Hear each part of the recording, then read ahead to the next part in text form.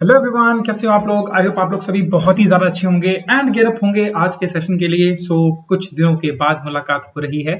I really hope आप सभी लोग एकदम एकदम एकदम फैंटास्टिक होंगे, एकदम बढ़िया होंगे। First of all welcome to ट्रिपलेस। और आज जैसे कि आपको पता ही है we are doing polity here itself. और भी मेरी पॉलिटी चल रही है, अच्छी चल रही है पॉलिटी, एंड 3 लेक्चर ऑलरेडी हो चुके हैं and this is going to be the 4th lecture. Again a very very important lecture because ये क्वेश्चंस मतलब ये बेस बना रहा है कॉन्स्टिट्यूशन का, आपको पूरी की पूरी फीलिंग दे रहा है कॉन्स्टिट्यूशन है क्या। तो बस एक आध लेक्चर हमारा और रह गया, then we will switch over to the main content. Actual में हाँ, आज ही लास्ट लेक्चर कह सकते हैं कि जो हमारा बेस बिल्डिंग वाला कॉन्सेप्ट चल रहा है, और अब नेक्स्ट क्लास से हम लोग प्रीएम्बल और उसके बाद आर्टिकल्स को पिकअप करने वाले हैं। तो आई एम रियली होप कि आपने सभी के सभी ये 3 लेक्चर्स लगा लिए हैं। अगर नहीं लगाया तो प्लीज लगा लेना, वरना अदरवाइज बाद में आपको कुछ टर्म्स के रिगार्डिंग बहुत सारी दिक्कतें आनी लग जाएंगी। ठीक है, चलो तो ये तो होगी कहानी। मेरा नाम है आकाश एंड आई एक सेकेंड ना ओके सो मेरा नाम है Akash and I will welcome you all on this particular lecture से। देखो ये थोड़ा सा इंट्रोडक्शन है मेरे बारे में, देख लेना बाद में यार जूम रोक कर। और कुछ एग्जाम वगैरह क्रैक कर लिए हैं सर। अच्छा, this is very important one. देखो बहुत सारे लोग प्रैक्टिस के लिए इधर उधर हाथ पैर मारते रहते हैं, तो आपको नहीं मारने हाथ पैर। दिस इज लाइक ट्रिपलेस आपको प्रोवाइड कर रहा है फ्री टेस्ट ऑलमोस्ट डेली मतलब डेली आपको फ्री टेस्ट मिल रहा है, जो कि कहां पर आपको देखने को मिलता है, that is uploaded on the Google play store पर आप जाके देख सकते हैं। सॉरी, गूगल प्ले स्टोर पर जाकर आप ऐप डाउनलोड कर सकते हैं एंड देन वहां से आप जाकर फ्री टेस्ट अटेम्प्ट कर सकते हैं। और इसके अलावा JNK के और भी आपकी जो भी एग्जाम्स वगैरह होते हैं उसके रिगार्डिंग कोर्सेज ऑलरेडी लॉन्च्ड हैं, you can go check them out. बहुत ही अफोर्डेबल प्राइसेस के ऊपर आपको बहुत सारे कोर्सेज एक्सेसिबल मिल जाएंगे, एक्सेस कर सकते हैं आप लोग कोर्स। ठीक है, चलो ये सब बातें तो होगी साइड में। अब आते हैं मुद्दे पे। तो जैसा कि आप लोग टॉपिक पढ़ ही चुके हैं, तो टॉपिक के अंदर लिखा हुआ था that is we are gonna be studying about the features of constitution. Features के रिगार्डिंग वैसे चलो हेडिंग डाल ही देते हैं फीचर्स। एक सेकंड, मैं थोड़ा सा आपको ब्रीफ एक हल्का सा आइडिया बताता हूँ, जो कि मैंने लास्ट क्लास में थोड़ा सा मिस कर दिया था। देखो अगर हम बात करें कॉन्स्टिट्यूशन के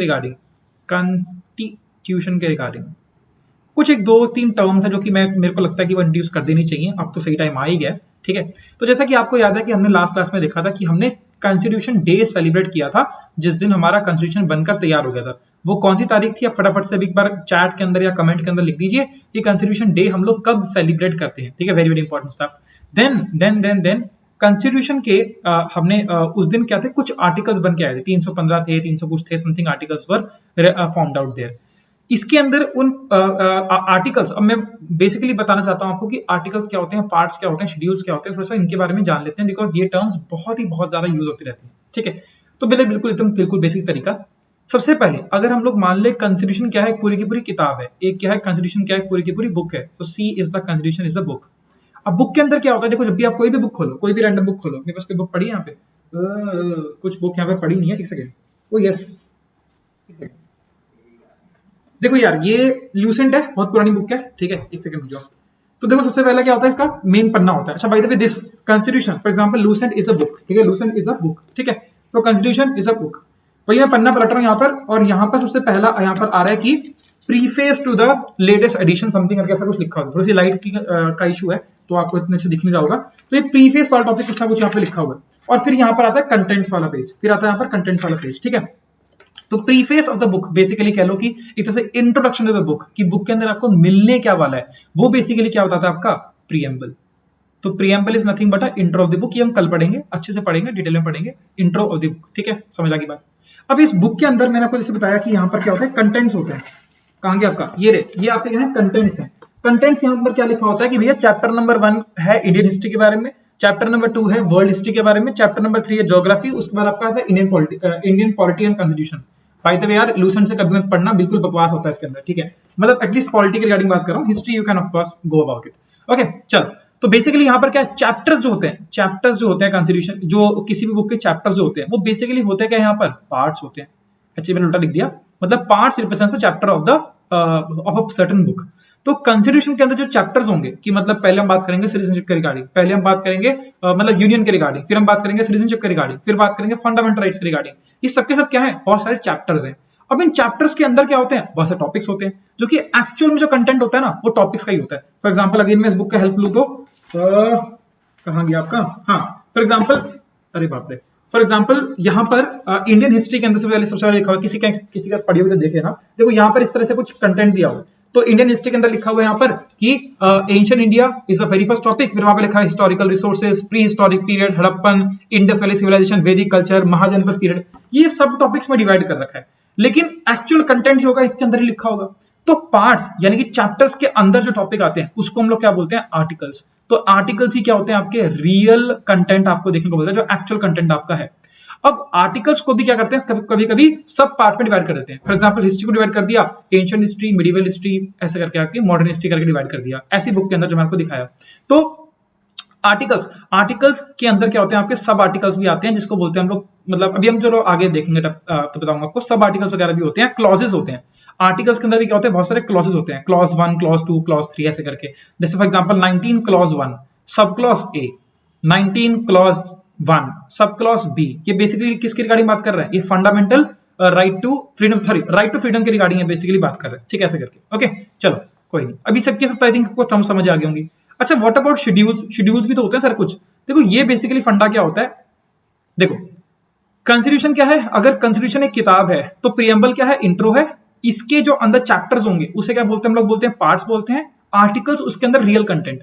लेकिन अगर मैं आपको बोलूं कुंजी बना लो, एक क्या बना लो, कुंजी बना लो। कुंजी होता है ना, कोई भी बुक होती है आपकी कुंजी वंजी होती है, क्या बोलते हैं इसको आप, जो यार कॉलेज के एग्जाम में या स्कूल के एग्जाम में पढ़ा करते थे कि ये 25 रुपए की किताब आती है, इसको पढ़ लो, सबके सब प्रीवियस ईयर पेपर के इसके आंसर लिखे हैं, रट्टा मारे चले जाओ, वही ऑलमोस्ट पेपर आते हैं और काम अपना बन जाता है। तो वो कुंजी या गाइड काइंड ऑफ कह लो, गाइड बुक कह लो। वो गाइड बुक कौन सी है, दैट इज शेड्यूल्स।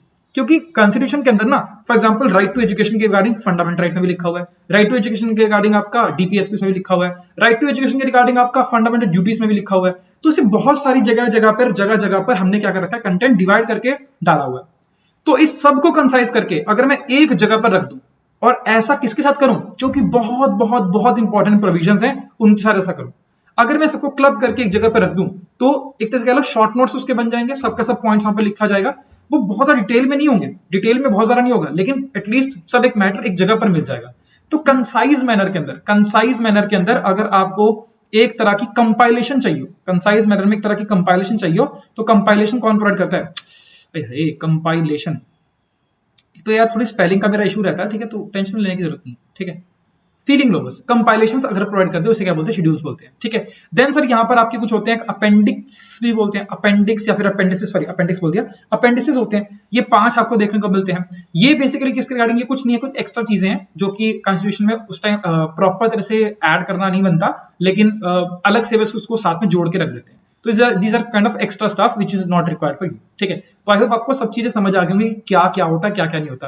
मैं आपको लिख के दे रहा हूँ। आप ना किसी भी इंसान से जो भी अच्छी तैयारी कर रहा है उनसे पूछना कि शेड्यूल्स के अंदर, पार्ट्स के अंदर और आपके आर्टिकल के अंदर क्या डिफरेंस होता है। वो पार्ट और आर्टिकल के अंदर डिफरेंस बता देंगे, लेकिन शेड्यूल के अंदर डिफरेंस, शेड्यूल को समझा ही नहीं पाएंगे, what is schedule and what is not, ठीक है। But with this example you can like easily able to like relate कि बेसिकली क्या फंड यहाँ पे चल रहा है, फंडा यहाँ पे चल रहा है, ठीक है। चलो अब बात करते हैं कि कॉन्स्टिट्यूशन, जब हमारा कॉन्स्टिट्यूशन यानी कि संविधान जब हमारा बना था, तो कॉन्स्टिट्यूशन जब संविधान जब हमारा था, डॉक्टर बी आर अम्बेडकर की ड्राफ्टिंग कमेटी ने रिपोर्ट दी थी, देन अल्टीमेटली सब कुछ होने के बाद 26 नवंबर को हमारा बनकर तैयार हुआ था। अब आपने ये आंसर किया हुआ है। उस टाइम पर अगर हम देखें तो यहाँ पर 1,17,369 कितना होता है, 359 होता है, नहीं 69, ये वर्ड्स आपके कॉन्स्टिट्यूशन में लिखे थे। ये बहुत गंदे लेवल के एग्जाम में पूछे जाते हैं क्वेश्चन कि कितने वर्ड्स हमारे कॉन्स्टिट्यूशन के अंदर, इतने वर्ड्स थे, अब नहीं है, उतने वर्ड्स थे, ठीक है। अब जब हमारा कॉन्स्टिट्यूशन फॉर्म हुआ था तो उस टाइम पर पार्ट्स कितने थे ये भी पूछते रहते हैं। तो उस टाइम पर हमारे कॉन्स्टिट्यूशन में 22 पार्ट्स हुआ करते थे। क्या आज हमारे कॉन्स्टिट्यूशन में 22 पार्ट्स है? नहीं, अब बढ़कर कितने होंगे, 25 पार्ट्स आपके कॉन्स्टिट्यूशन में हो चुके हैं, 25 पार्ट्स आपके कॉन्स्टिट्यूशन में हो चुके हैं, ठीक है। Then if I talk about, वैसे इसके अंदर थोड़ा सा ट्रिक है, बिकॉज अभी कोऑपरेटिव सोसाइटीज वाला जो सेक्शन था ना वो कट ऑफ कर दिया गया, पर उसमें ना हर एक प्रोविजन को छोड़कर बाकी सब प्रोविजन कैंसिल आउट कर दिए गए। तो फिलहाल के लिए समझ लो कि 25 पार्ट्स ही हैं, पर अगर 24 पार्ट्स करके पूछा जाए और कोऑपरेटिव सोसाइटी यहाँ पे लिख दिया जाए तो 24-25 के आसपास आप मान के चल लेना, ठीक है। वैसे चलो मैं भी ज्यादा एक्सप्लेन नहीं कर रहा, आपको एक्सप्लेन का भी करने का मौका मिलेगा। वैसे मैं इतना डेप्थ में जाना नहीं है, पर ये करंट अफेयर के अंदर टॉपिक रहता है तो थोड़ा सा देख लेना, पिछले साल ही हुआ था। खैर, देन आपका आता था शेड्यूल्स, ठीक है। शेड्यूल्स कितने थे सर? जब हमारा कॉन्स्टिट्यूशन बन के तैयार हुआ था तब हमारे शेड्यूल थे 8, ठीक है। 8वां नंबर शेड्यूल बहुत पूछते पेपर के अंदर, 8वां, एक अंडा 2 से मिलकर 8 बनता है, तो अंडे को तोड़ दो तो कितना बचा, एक अंडा। ए अंडे से बनता है आपका ऑफिशियल लैंग्वेजेस, ठीक है, ऑफिशियल लैंग्वेजेस, ओ से ऑफिशियल लैंग्वेजेस, ये बहुत पूछते रहते हैं। ये लास्ट शेड्यूल हुआ करता था, लेकिन बाद में 4 शेड्यूल और ऐड कर दिए गए। आज के टाइम पर अगर देखा जाए तो 12 शेड्यूल आपको देखने को मिलते हैं, 12 शेड्यूल। कौन से ऐड हुए अगर हम बात करें, आपने सुना होगा टीयर्स ऑफ ओल्ड पीएम, बहुत ही बकवासी ट्रिक है, आपको पता ही, मतलब बकवासी बहुत अच्छी सी ट्रिक है, आप लोगों ने इतनी बार सुन ली होगी तो इसलिए मैंने बकवास बोल दिया, ठीक है। तो क्या है आपका TEARSOF of and old PM. So old PM अगर देखें तो L is land reforms, then आपका एंटी डिविक्शन, एक मिनट, हाँ एंटी डिविक्शन, देन आपका होता है पंचायती राज, और देन आपका म्यूनिसिपैलिटीज यानी कि नगर पालिका। ये 4 शेड्यूल बाद में ऐड किए गए थे, ठीक है। चलो ये सब तो हटा देते हैं फिलहाल के लिए। ओके, देन आता सर मुद्दा आपका आर्टिकल्स के बारे में भी सर बता दो। आर्टिकल्स कितने थे? देखो जब हमारा कॉन्स्टिट्यूशन बना था उस टाइम पर थे कितने आपके 395 आर्टिकल्स आपको देखने को मिलते थे। 315 आर्टिकल्स डॉक्टर BR अम्बेडकर के टाइम पर रिकमेंड किए गए थे, लेकिन बाद में बढ़ के 395 हो गए। अगर हम आज की बात देखा जाए तो आज भी कितने आर्टिकल्स है? 395 आर्टिकल्स है। अरे भाई साहब ये कैसे झोल हो गया? अरे सर मजाक हो गया आपको, अब तो आपका कॉन्सेप्ट ही खराब है। क्यों खराब है? आप तो खुद ही आपने क्या बोला कि पार्ट्स जो रिप्रेजेंट करते हैं वो क्या है? चैप्टर्स हैं, और चैप्टर्स के अंदर रियल कंटेंट लिखा है। आपने खुद ही बोला कि 22 पार्ट से लेकर 25 पार्ट्स हो गए, यानी कि 3 चैप्टर बढ़ गए। अब 3 चैप्टर बढ़ गए तो कम से कम एक आधा वर्ड तो ऐड किया ही होगा ना भाई। अब चैप्टर तो हेडिंग डाल के छोड़ तो नहीं, छोड़ दिया कि हेडिंग यहाँ पर है और बिल्कुल कुछ लिखा ही नहीं, तो उन चैप्टर में कुछ तो लिखा होगा, और चैप्टर में जो लिखा होता है उसे बोलते हैं आर्टिकल। तो अगर चैप्टर में कुछ लिखा है, 3 पार्ट ऐड हुए हैं, तो कम से कम 3 आर्टिकल तो ऐड करते, 3 आर्टिकल तो ऐड करते, तो 395 के 395 आर्टिकल कैसे हो गए? देखो एक्चुअल में अगर हम प्रेजेंट डे ऑफ सिनेरियो में बोला जाए तो 395 आर्टिकल्स वाइज अगर आप काउंट करो तो इतने नहीं है, 448 प्लस आर्टिकल्स आपको देखने को मिलते हैं। लेकिन ये आर्टिकल जो है ना रिपीटेड काइंड ऑफ आर्टिकल्स हैं। फॉर एग्जांपल अगर बताऊं तो जैसे 21 एक आर्टिकल है, फिर 21A एक आर्टिकल है, समझ रहे हो? मतलब क्या है, ये 21 के अंडर ही आ रहा है। तो अगर हम बिल्कुल मोटे मोटे तौर पर गिने तो 395 आर्टिकल्स ही हैं, अदरवाइज 448 आर्टिकल से प्लस है। आपको ऐसे क्वेश्चन कभी नहीं पूछता, एटलीस्ट जो भी अच्छे लेवल का कोई एग्जाम हो रहा होगा ना, ऐसे क्वेश्चन नहीं पूछता। फॉर एग्जांपल KS UPSC इन सब के ये SSC टाइप के क्वेश्चंस के अंदर ये मतलब के एग्जाम्स के अंदर ऐसे क्वेश्चन नहीं आते। कोई एकदम हो गया टुच्चा मुच्चा से उठा के डाल दे, ठीक है।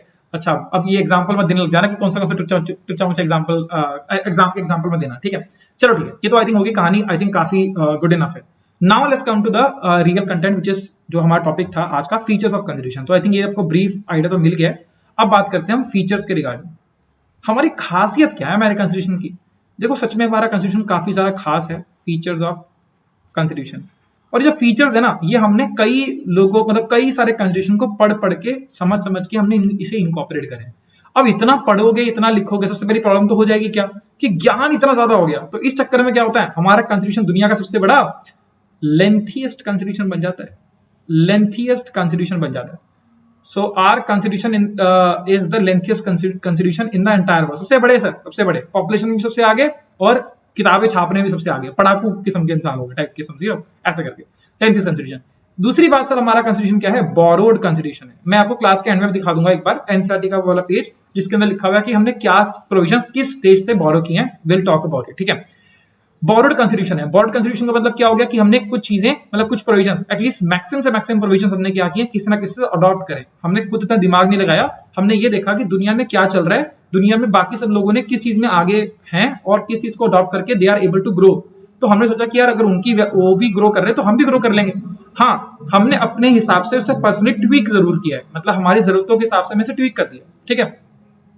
बोर्ड कॉन्स्टिट्यूशन है। और क्या कहते हैं आपका, फॉर एग्जांपल मैं आपको बताऊं तो गवर्नमेंट ऑफ इंडिया एक्ट जो था आपका 1935 से, उसी एक्ट से हमने कितना अराउंड 65 से लेकर 70% of the entire constitution has been taken from that particular act only. And फिर हमने यूएसए से कुछ बोरो किया, देन हमने यहाँ पे क्या कहते हैं आपका ब्रिटेन से कुछ बोरो किया, यानी कि हमने यूके से कुछ ना कुछ बोरो किया, देन जर्मनी से कुछ ना कुछ किया, यूएसएसआर से किया, देन ऐसे करके हमने बहुत सी जो से और यहाँ पर चीजें बोरो करी है, ठीक है। ओके, थोड़ी साउंड्स पीछे आ रही है, प्लीज थोड़ा सा अवॉइड करो, बस अभी 1-2 मिनट में सेट हो जाएगी। देन इसके बाद हमारा जो कॉन्स्टिट्यूशन है वो हमारा क्या है, रिटन फॉर्म ऑफ कॉन्स्टिट्यूशन है। वेरी वेरी इंपॉर्टेंट कि रिटन फॉर्म ऑफ कॉन्स्टिट्यूशन है। अब ये क्या डिफरेंस होता है, देखो समझो, एक होता है अनरिटन, एक होता है रिटन। पहले रिटन की खासियत समझते हैं। यहां पर क्या होती है, पार्लियामेंट सुप्रीम होती है। क्या सुप्रीम होती है? Parliament is supreme, parliament is supreme, parliament is supreme. यहां पर आपको पार्लियामेंट सुप्रीम देखने को मिलती है। यहां पर थोड़ा गड़बड़ बोल दिया मैंने, कॉन्स्टिट्यूशन इज सुप्रीम, यही होता है, पीछे डिस्ट्रैक्शन हो रही है ना वॉइस से, थोड़ा गड़बड़ हो गया, sorry for that. Constitution supreme मतलब क्या है, कॉन्स्टिट्यूशन के आगे सब समान है। पार्लियामेंट देखो, पार्लियामेंट कहां होती है, जहां पर लॉ बनते हैं, कानून बनते हैं, और कॉन्स्टिट्यूशन क्या है, वो खुद में क्या है, एक बेसिक लॉ है। अगर आपको फर्स्ट लेक्चर याद हो, मैं आपको बताया था constitution is a basic law, जो कि क्या है, बेस है, जिसके ऊपर क्या होती है, आपकी बुर्ज खलीफा या जो भी आपको बनाना है यहाँ पे बनाते रहो। अब मैं ये बोल रहा हूं कि जो पार्लियामेंट है, जिसके पास ये सब के सब राइट है कि वो सब कुछ बना सकती है, कुछ भी लॉ बना सकती है, पार्लियामेंट के पास ये लॉ, ये राइट है, लेकिन इतने राइट भी नहीं है, इतनी पावर भी नहीं है कि ये बेस को क्या कर दे, चेंज कर दे, या बेस से क्या हो जाए, ऊपर उठ जाए। वो वाला सिस्टम यहां पर नहीं होगा। यानी कि पार्लियामेंट के can make any laws, but कभी भी पार्लियामेंट ज्यादा बड़ी नहीं हो जाएगी कॉन्स्टिट्यूशन से। कॉन्स्टिट्यूशन के अंडर ही क्या करेगी, काम करेगी। सिंपल सी बात है। ये सबकी सब पावर्स मिली किसको है, पार्लियामेंट को। कैसे मिली है, कॉन्स्टिट्यूशन की बदौलत। कॉन्स्टिट्यूशन में तो लिखा है कि parliament can make laws and all, each and every stuff. तो जब कॉन्स्टिट्यूशन के अंदर ही लिखा है कि वो बना सकती हैं, तो कॉन्स्टिट्यूशन के अंडर आ रही है पार्लियामेंट। पार्लियामेंट कॉन्स्टिट्यूशन के ऊपर नहीं जा रही है, या उससे बड़ी नहीं है, समझ रहे हो, ऐसे करके। तो यहाँ पर हमारे देश में कॉन्स्टिट्यूशन सुप्रीम है। और रिटन कॉन्स्टिट्यूशन का मतलब ये होता है। What is the meaning of unwritten constitution. यहाँ पर क्या होता है कि पार्लियामेंट जो होती है वो क्या होती है, सुप्रीम होती है। पार्लियामेंट सुप्रीम होती है, मतलब अगर पार्लियामेंट चाहे तो कॉन्स्टिट्यूशन को काफी हद तक क्या कर सकती है, चेंज कर सकती है। और वहां पर कॉन्स्टिट्यूशन के हिसाब से चीजें हो, ऐसा जरूरी नहीं होता। जहां पर पार्लियामेंट सुप्रीम होती है वहां पर कॉन्स्टिट्यूशन के हिसाब से चीजें हो, ऐसा जरूरी नहीं होता। लेकिन जहां पर कॉन्स्टिट्यूशन सुप्रीम है या फिर कॉन्स्टिट्यूशनल सुप्रीमेसी है, वहां पर जो भी कुछ होगा कॉन्स्टिट्यूशन के, संविधान के हिसाब से होगा। जो संविधान के गलत हिसाब से नहीं चल रहा है, उसे खारिज कर देंगे। देश के लिए सही है, देश के लिए गलत है, फर्क नहीं पड़ता, लेकिन कॉन्स्टिट्यूशन के हिसाब से सही होना जरूरी होता है। तो ये होता है अनरिटन। अच्छा, इसका मतलब ये मत समझ लेना कि यार रिटन कॉन्स्टिट्यूशन मतलब लिखा हुआ है ना, और अनरिटन मतलब नहीं लिखा हुआ। ये तो मतलब वो वाली बात होगी बस। चलो छोड़ो, क्या ही बताओ, समझ रहे हो, ऐसा करके। अच्छा, ऐसा कोई एग्जांपल है जहां पर अनरिटन कॉन्स्टिट्यूशन फॉलो होता है ना। ये New Zealand is example the same, then Switzerland is example the same. ऐसे बहुत सारे और भी आपकी जगह देखने को मिल जाएंगे। UK is example the same, sorry England is example the same. Then आपका इजराइल जो आपका आता है, फ्रेंडली कंट्री, ठीक है। तो ये सबके सब आपको एग्जांपल देखने को मिल जाएंगे। ओके, शायद स्विट्जरलैंड का एग्जांपल है, लेकिन न्यूजीलैंड और इजराइल तो पक्का ही पक्का है। तो ये हो गया सर आपका तीसरा नंबर पॉइंट। अब आते सर अपने चौथे नंबर पॉइंट पे। थोड़ा सा अगला पेज ले लेते हैं, ज्यादा भीड़ भाड़ होगी इधर। Okay, fourth number point. देखो, हमारा कॉन्स्टिट्यूशन जो है ना, वो बड़ा अलग सा ही कॉम्बिनेशन है। क्या है, फ्लेक्सिबिलिटी और रिजिडनेस। अब आप में से बहुत सारे लोग, एक minute, flexible as well as rigid, मैं लिख देता हूं एक बार, एज वेल एज रिजिड। देखो, बहुत सारे लोग आप क्या होते होंगे, जिम ब्रोस होते होंगे, या जिम में जाते होंगे। आपने देखा होगा, अगर ना आप देखो यूजुअली, मतलब एक ये जर्नल क्लासिफिकेशन कर रहा हूं, ऐसे कोई कमेंट में लिख देना नहीं sir I am so flexible, ये वो कर करके। मैं आपको जनरल क्लासिफिकेशन बता रहा हूं। अगर आप देखो ना, तो आपने ये देखा होगा, जो भी बहुत ज्यादा जिनकी बिल्ट अच्छी होती है ना, बॉडी, मतलब जिम में जाते एकदम डोले शोले से पूरे हो गए होते हैं, they can not even scratch there back, या पीछे हाथ टच भी नहीं कर पाते, उनका हाथ मुड़ ही नहीं पाता, बिकॉज डोले वोले बीच में आ जाते हैं। फ्लेक्सिबिलिटी क्या होती है, बहुत ज्यादा दिक्कत होती है। और फ्लेक्सिबिलिटी का ही क्या आपका अपोजिट जो होता है, आपको इंग्लिश पढ़ाई जा रही है तो वहां पर वोकैबुलरी भी जब आप पढ़ोगे तो आपको पता लगेगा। फ्लेक्सिबल का बिल्कुल अपोजिट क्या होता है, दैट इज रिजिड। तो कमाल की बात है कि हमारा कॉन्स्टिट्यूशन फ्लेक्सिबल भी है और हमारा कॉन्स्टिट्यूशन रिजिड भी है। मतलब जब चाहे रिजिडनेस तो रिजिडनेस दिखाता है, जब फ्लेक्सिबल की जरूरत होती है तो फ्लेक्सिबल दिखा देता है। फ्लेक्सिबल का मतलब क्या, योगा है ना, योगा से ही होगा। By the way, yoga day आ रहा है, क्या प्लान्स हैं, कुछ करोगे? चलो देख लेना। तो थोड़ा सा यार, मतलब physical fitness is also very important in life, तो थोड़ा सा इनकॉर्पोरेट करना। जो लोग बिल्कुल एकदम आलसी होकर बैठे रहते हैं, उनके लिए बोल रहा हूँ। Flexible is yoga, rigidness is मतलब जिम, या कह लो कुछ और, मतलब कुछ भी आप एग्जांपल लगा लो। फ्लेक्सिबल का एग्जांपल क्या है? देखो, एग्जांपल है हमारा आर्टिकल नंबर 368। ये क्या बोलता है, ये आर्टिकल ये बोलता है कि हमारा पूरा का पूरा कॉन्स्टिट्यूशन क्या हो सकता है, अमेंड हो सकता है। पूरा का पूरा कॉन्स्टिट्यूशन क्या हो सकता है, अमेंड हो सकता है। And parliament can amend the entire constitution. Parliament can amend. अच्छा, अमेंड का मतलब क्या होता है, शायद मैंने आपको नहीं बताया। अमेंड का मतलब होता है कुछ ना कुछ चेंज लाना, कुछ ना कुछ प्रोविजन में बदलाव लाना।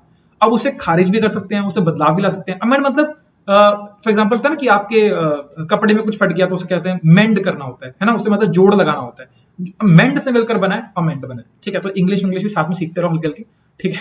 ओके, चल, आर्टिकल 68 क्या बोलता है, parliament can amend the entire constitution. तो ये तो होगी फ्लेक्सिबिलिटी की बात, कुछ भी चीज चेंज कर दो उठा के। और हमारी अभी तक बहुत सारी अमेंडमेंट हो भी चुकी हैं, 105 अमेंडमेंट हो चुकी हैं। इससे पता लगता है कि हमारा कॉन्स्टिट्यूशन रिजिड तो बिल्कुल भी नहीं है, जरूरत के हिसाब से बदलता रहता है। तो it's a very very good sign. Rigid कैसे है फिर? देखो, रिजिड ये बोला गया था, केशव भारती केस करके केस आया था, वहां पर भी ये थ्योरी के बारे में बोला गया था कि यार देखो, जो हमारे मूल सिद्धांत है, जो हमारे बड़े बुजुर्ग जो थे, इतने सारे फ्रीडम स्ट्रगल किया, इतने 200 साल ऑलमोस्ट सहा, उसके बाद जाके हमारा संविधान बनकर आया। हमने देखा बी आर अम्बेडकर को, हमने देखा बी एन राव को, जवाहरलाल नेहरू को, इतने सारे लोगों को हमने देखा, राजेंद्र प्रसाद जी को देखा। इस सभी के सभी लोगों ने कुछ एक सोच के साथ हमारा संविधान बनाया था कि हमारा देश आने वाले इन सालों में कुछ इस तरह से होगा। इसके अंदर जैसे for example provisions like right to vote, provisions like secularism. Secularism का मतलब क्या होगा कि हमारा देश जो है किसका कोई भी एक सिंगल धर्म नहीं होगा। हमने पड़ोसी मुल्क देख लो, पाकिस्तान देख लो, वहां पर इस्लाम धर्म को फॉलो करते हैं, मतलब वहां पर उनका स्टेट रिलीजन इस्लाम है। तो बाकी सब लोग, बाकी सब धर्मों को उतने इक्वल राइट नहीं मिलते, उतने क्या राइट ही नहीं मिलते, इक्वल राइट नहीं मिलते, ठीक है। लेकिन हमारे देश के अंदर कोई भी एक सिंगल धर्म नहीं है, हमारे देश में सबके सब धर्म क्या है, बिल्कुल समान, ठीक है, ऐसे करके। तो ऐसे बहुत सारे और भी प्रोविजंस थे, इक्वालिटी के रिगार्डिंग बात की गई, बहुत सारी चीजों के रिगार्डिंग बात की गई। तो उसको हम एक थ्योरी का डालते हैं जिसे बोलते हैं बेसिक स्ट्रक्चर। बेसिक स्ट्रक्चर, जैसे हम आगे बढ़ते रहेंगे तो आपको और समझाऊंगा इसके बारे में। बेसिक स्ट्रक्चर के बारे में बात करते हैं। तो मतलब क्या, बेसिक स्ट्रक्चर खत्म नहीं होना चाहिए, basic structure has to be maintain, is to be maintain, कह लो basic structure is to be maintain. मतलब आप हमारे जो मूल सिद्धांत है, जो बेस है ना, उसको हिला नहीं सकते आप, बाकी उसके ऊपर कुछ भी करो फर्क नहीं पड़ता, उसके ऊपर कुछ भी करो फर्क नहीं पड़ता, लेकिन बेस जो आपका है वो यहाँ पर खत्म नहीं होना चाहिए। That is a very very important step. ये भी आपका फीचर है, वन ऑफ द फीचर आपको देखने को मिल जाता है। देन इसके अलावा अगर हम बात करें तो यहाँ पर हमारा फंडामेंटल राइट्स, मौलिक अधिकारों के रिगार्डिंग बात की जाती है। ये भी हमारा क्या है, बहुत ही अमेजिंग सा कॉन्सेप्ट है। ये बोलता है कि यार, अगर वैसे कमाल की बात बताऊंगा आपको, अगर डेप्थ में पढ़ोगे आपको पता लगेगा कि कोई भी इंसान, आप, मैं, मतलब आप, मैं, आपके पिताजी, आपकी माताजी, आपका कोई दोस्त, कोई कजन, गर्लफ्रेंड, बॉयफ्रेंड, या मेरी साइड का कोई भी इंसान उठा लो, इवन जानवर भी उठा लो, तो उनके पास भी क्या है, कुछ ना कुछ क्या है, राइट्स हैं, जो कि आपको बचपन से ही मिल जाते हैं। चलो फिलहाल जानवर को साइड में रखते हैं बिकॉज में कुछ कॉम्प्लिकेशंस आ रही हैं, बट एनीवेज पॉइंट इज कि फंडामेंटल राइट्स, मतलब हम जैसे लोगों को, हम लोग आम नागरिकों को क्या मिल रखे हैं, फंडामेंटल राइट्स मिल सकते हैं। इवन अगर जब अपनी मम्मी के पेट में भी हो, जब आपके अंदर लाइफ क्या होती है, इनिशिएट हो जाती है, तब से आपको कुछ फंडामेंटल राइट्स मिलने शुरू हो जाते हैं। और ये फंडामेंटल राइट्स को कौन गारंटी करता है? सुप्रीम कोर्ट गारंटी करता है, हाई कोर्ट गारंटी करता है, बड़े बड़े जुडिशियल लेवल के जो लोग होते हैं वो गारंटी करते हैं। इवन हमारा संविधान ही क्या करता है, गारंटी करता है कि हमारे फंडामेंटल राइट मिले। तो फंडामेंटल राइट्स क्या है, आपके गारंटीड फंडामेंटल राइट्स हैं। इसके अंदर बहुत सी चीजों के रिगार्डिंग बात की गई है, हम लोग आगे क्लास में पढ़ेंगे, बट मुद्दे की बात यह है कि सबके सब लोग को, सबके सब हमारे देश के हर एक नागरिक को कुछ ना कुछ तो मिला है, जो कि दूसरे नागरिक के पास भी है और तीसरे नागरिक के पास भी है। एक मामले में तो कम से कम सबके सब लोग क्या है, इक्वल है। और ये फंडामेंटल राइट्स के अंदर उन चीजों के रिगार्डिंग मेंशन किया है जो कि लाइफ के लिए, जीने के लिए, एक अच्छी जिंदगी, इंटीग्रिटी वाली एक जिंदगी है ना, मतलब इज्जत वाली जिंदगी जीने के लिए इट्स वेरी वेरी इंपॉर्टेंट। सब कुछ चीजों के रिगार्डिंग बात की गई है, पढ़ेंगे हम डिटेल में अच्छे से, आपने थोड़ा बहुत पढ़ा ही होगा कभी ना कभी, ठीक है। और अगर मान लो इनका वायलेशन हो जाए तो क्या करेंगे भैया, वायलेशन हो जाए तो क्या करेंगे, इसके लिए प्रोविजन बोला कि भैया आजू बाजू जाने की जरूरत नहीं है, directly you can go to supreme court. Directly कहां जाओ आप, सुप्रीम कोर्ट में जाओ। सुप्रीम कोर्ट क्या करेगा, आपको ये मेक श्योर करवाएगा कि आपके फंडामेंटल राइट्स आपको मिले। और उसके लिए क्या करता है, रिट्स इश्यू करता है, वो भी हम लोग बाद में बात करेंगे, ऑर्डर्स इश्यू करता है, वो भी हम देख लेंगे बाद में। देन हमारा जो देश है वो क्या बोलता है, सिंगल सिटीजनशिप की रिगार्डिंग बात करता है, सिंगल सिटीजनशिप की रिगार्डिंग बात करता है, यानी कि हमारे देश का हर नागरिक हमारे देश का नागरिक है। वो ये, जैसे for example I am currently sitting in Punjab, तो मैं पंजाब का नागरिक हूं, उसके बाद देश का नागरिक हूं, ऐसा बिल्कुल भी नहीं है। मैं इस देश का नागरिक हूं और मैं रहता पंजाब में हूं। आप इस देश के नागरिक हो, आप रहते जम्मू में हो। आप इस देश के नागरिक हो, आप रहते हो कश्मीर के अंदर हो। आप इस देश के नागरिक हो और आप वहां पर क्या कहते हैं, आप चेरापूंजी में रहते हो, आप मानेसर में रहते हो, आप वाइसडोंग में रहते हो, कहीं भी रहते हो, फर्क नहीं पड़ता, केरला में रहते हो, कटक में रहते हो, कहीं भी रहते हो, आप इस देश के नागरिक हो, बस खत्म कहानी। अब बोलोगे सर इसमें कौन सी नई बात होगी, यार ये कौन सा आपने कुछ तो पहले बता दिया, हम सबको ही पता है, बचपन से पढ़ते आ रहे हैं, कमाल की बात कर रहे हो। कुछ डिफरेंस वाला सिस्टम बताओ तो हम समझ भी आए, तो बिल्कुल बताएंगे। एक होती है सर आपकी डुअल सिटीजनशिप, ये कहां पर देखने को मिलती है, ये आपको देखने को मिलती है यूएसए के अंदर। जी हाँ, यूएसए के अंदर आपको देखने को मिलती है डुअल सिटीजनशिप। फॉर एग्जांपल अगर मैं बोलूं तो मैं वहां के सियाटल से बिलोंग करता हूं, मैं वहां कैलिफोर्निया प्रांत से बिलोंग करता हूं, प्रोविंस से बिलोंग करता हूं, तो मेरे पास कुछ ऐसे प्रोविजंस होंगे जो सिर्फ और सिर्फ कैलिफोर्निया या फिर कह लो उस आसपास के इलाके में, या कुछ भी व्हाटएवर, कोई सियाटल है, कोई और है, वॉशिंगटन है, व्हाटएवर द केसेस, वो उसी के अंदर क्या होंगे, एप्लीकेबल होंगे। जैसे ही मैं बॉर्डर क्रॉस करके किसी और स्टेट में जाता हूं तो वो क्या हो जाएंगे, वहां पर खत्म हो जाएंगे, वो प्रोविजन खत्म हो जाएंगे। तो यहां वहां पर एक स्टेट का नागरिक होना और उसके बाद पूरे देश का नागरिक होना जरूरी है। देश का नागरिक होना तब डील करता है जब आप देश, मतलब यूएसए किसी और बाहरी, मतलब जियोपॉलिटिकल लेवल के ऊपर किसी के साथ इंगेज हो रहा है। लेकिन आप इंटरनली अगर देखा जाए तो वहां पर क्या है, बहुत सारे अलग अलग स्टेट्स अलग अलग प्रोविजंस के साथ मिलकर क्या होता है, बनता है। इसीलिए इसका नाम यूनाइटेड स्टेट्स ऑफ अमेरिका है। इसका नाम United states of America, America नहीं है, यूनाइटेड स्टेट्स ऑफ अमेरिका। बहुत सारे स्टेट्स में क्या होता है, मिलकर बनता है। तो हमारे देश में ऐसा कुछ कॉन्सेप्ट नहीं है। हमारे देश में हर एक नागरिक भारतीय है, हर एक नागरिक भारतीय है, ठीक है। तो डबल सिटीजनशिप नहीं होती है यहाँ पर, डुअल सिटीजनशिप नहीं होती, एक ही होती है, ठीक है। इसके अलावा अगर बात करें तो हमारे देश के अंदर सबसे इंपॉर्टेंट चीज क्या है, देखो बहुत सी चीजें आती रहेंगी, बहुत सी चीजें जाती रहेंगी, लेकिन the very very important stuff is कि आपका इंसाफ हमेशा मिलना चाहिए। हमारे देश का इंसाफ काफी स्लो जरूर चलता है, बिल्कुल कोई no doubt about it, but still हमारे देश के अंदर इंडिपेंडेंट जुडिशरी है। इंडिपेंडेंट जुडिशरी है मतलब किसी के अंडर नहीं आती जुडिशरी। तो इंसाफ क्या है, बिल्कुल आपका पक्का ही तौर पे देश में मिलेगा। मैं अब वापस नाम नहीं ले रहा हूं, लेकिन हमारे पड़ोसी मुल्क हैं, मतलब पड़ोसी मुल्क है, ठीक है, वहां पर जुडिशरी के अंदर बहुत सवाल उठाए जाते हैं कि जब भी माइनॉरिटीज के रिगार्डिंग बात आती है, वहां की जो माइनॉरिटीज के रिगार्डिंग बात आती है, तो वहां पर कुछ भी डिसीजन दे देते हैं, आंख बंद करके मुंह बंद करके डिसीजन दे देते हैं, बिकॉज उन्हें ये होता है कि अगर जब मैं जज को बीइंग अ जज, उन्हें ऐसा होता है कि जब मैं घर पे जाऊंगा तो पता लगे मैं घर पहुंच ही ना पाऊं। तो ये प्रॉब्लम हमारे देश में तो नहीं है। इंसाफ मतलब justice delayed is justice denied जरूर बोलते हैं, लेकिन पॉइंट इज इंसाफ हमारे देश में पक्का मिलता है। This is the highlight of our क्या कहते हैं हमारे देश की है, तभी हमारे देश को इंसाफ के मामले में बहुत ज्यादा आगे मतलब माना भी जाता है in the global order as well. तो इंडिपेंडेंट जुडिशरी देखने को मिल जाएगी, यानी कि हमारा सुप्रीम कोर्ट है, हाई कोर्ट है, they are not bounded by any political power, any political entity, और इवन इनके पास क्या है, एक पावर जिसे बोलते हैं जुडिशियल रिव्यू की पावर है। मतलब अगर मान लो गवर्नमेंट वर्किंग कर रही है, कुछ भी गवर्नमेंट काम कर रही है, और अगर उसकी काम में कुछ ऐसा लगता है कि सुप्रीम कोर्ट को या हाई कोर्ट को ऐसा लगता है, सुप्रीम कोर्ट को ऐसा लगता है कि अगर मान लो इसकी वर्किंग में जो भी गवर्नमेंट काम कर रही है वो एज पर कॉन्स्टिट्यूशन नहीं है, तो वो क्या कर सकती हैं, वो बिना किसी मुद्दे के, कोई मुद्दा सुप्रीम कोर्ट के पास आया नहीं, लेकिन वो खुद भी कोई ना कोई मुद्दा रेज कर सकती है कि भी आप ऐसा काम क्यों कर रहे हो, ऐसा काम क्यों कर रहे हो। This keeps a check on the governance level in the country.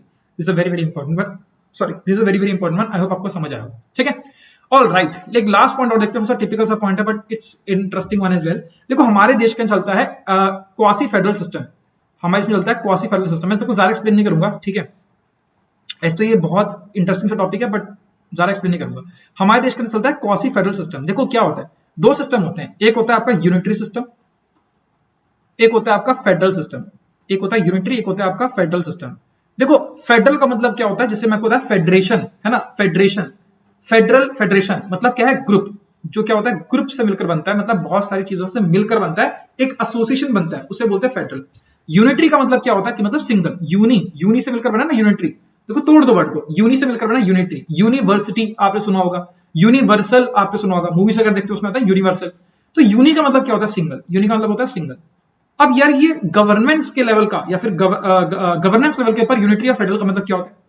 Governance level पे यूनिटरी का मतलब होता है कि सारी की सारी पावर जो है वो एक एंटिटी के पास हो जाए, एक इंसान के पास हो जाए, फिर एक एंटिटी के पास हो जाए। फॉर एग्जांपल हम मान लें यूनियन गवर्नमेंट के पास, यानी कि बीजेपी इस टाइम पर हमारे देश में सरकार चला रखी है बीजेपी ने, यानी कि मोदी जी कह लो, तो मोदी जी के पास सारी की सारी पावर हो जाए पूरे देश की, ईच एंड एवरी पावर जो हो जाए, स्टेट की पावर भी उनके हाथ में, सबके सब स्टेट की पावर, सबकी सब हर चीज की पावर अगर मोदी जी के हाथ में आ जाएगी तो उसे बोलेंगे अपन सिंगल या फिर unitary form of government. Simple सी बात है।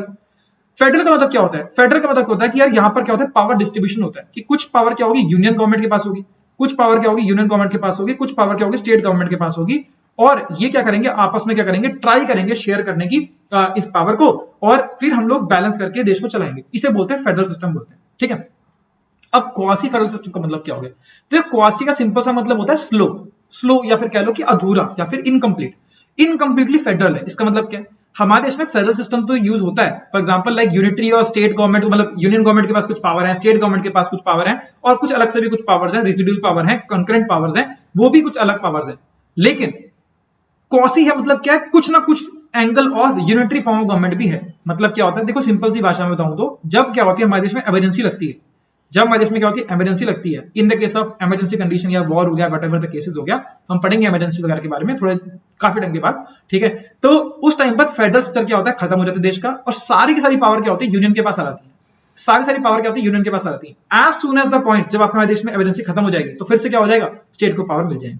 ये होता है फंडा बेसिकली क्वासी फेडरल सिस्टम का, क्वासी फेडरल स्ट्रक्चर का। ठीक है, तो आई होप आपको सब चीजें समझ आ गई होंगी। ठीक है, और फिलहाल के लिए देखो फीचर्स के अंदर तो यही था, लेकिन अभी मैं आपको कुछ एक टॉपिक बताना चाहता हूँ। एक सेकंड ना, चलिए मैं भूल गया ओपन करना। हाँ, तो कुछ एक प्रोविजंस हमारे और रह गए थे कि हमारे कुछ हमने प्रोविजंस कहाँ से ली हैं, तो इसके रिगार्डिंग में थोड़ा सा देख लेते हैं।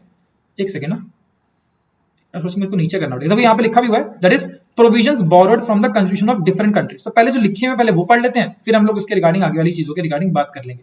तो ये अपना हाईलाइटर ले लेते हैं। देखो ब्रिटिश कॉन्स्टिट्यूशन ने क्या क्या लिया, मैं इसको थोड़ा जूम कर दूं और थोड़ा सा आप लोगों के लिए, आई थिंक वो ज्यादा सही रहेगा ना। Okay, I think much better now. ठीक है, ओके ऐसे कर लेते हैं। ओके चलो ठीक है, तो ब्रिटिश कॉन्स्टिट्यूशन, ओके लाइट आने दो ना। ओके तो क्या है आपका ब्रिटिश कॉन्स्टिट्यूशन ने क्या क्या लिया, देखो first past the post system. देखो ये जो है ना ये आपका वोटिंग में इस्तेमाल होता है, और ये यूजुअली जब आपकी जो मेंबर ऑफ पार्लियामेंट होते हैं वो जब आपके इलेक्ट होके आते हैं तो उस टाइम पर यूज होता है first past the post system. आपको ज्यादा दिमाग लगाने की जरूरत नहीं है, इतना पूछते नहीं है, लेकिन ये जरूर पूछते हैं पार्लियामेंट्री फॉर्म ऑफ गवर्नमेंट कहां से आई है, पार्लियामेंट्री फॉर्म ऑफ गवर्नमेंट कहां से आई है। मैंने आपको ये अगर याद करो तो मैंने आपको पहले भी बताया था, एक सेकंड मैं बताता हूँ आपको, मैंने आपको ये वाला पॉइंट पहले बताया था पार्लियामेंट्री फॉर्म ऑफ गवर्नमेंट के रिगार्डिंग वाला, क्योंकि हमने देखा भी था कि हमारे देश के अंदर क्या है पार्लियामेंट यानी कि लोकसभा राज्यसभा आपकी पाई जाती है। लोकसभा बेसिकली ये जो लिया गया प्रोविजन वो कहां से लिया गया, ब्रिटेन से लिया हुआ है। वहां पर क्या होता है लोकसभा की जगह होता है हाउस ऑफ कॉमन्स होता है, ठीक है। और राज्यसभा की जगह पर क्या होता है हाउस ऑफ लॉर्ड्स होता है, या फिर कह लो कि मतलब भगवान वैसे नाम रखा हुआ है इनका लॉर्ड वर्ड है ना ऐसे करके, तो लॉर्ड वर्ड बहुत बोलते थे, तो लोकसभा राज्यसभा वहां से हमने प्रोविजन लिखा हुआ है।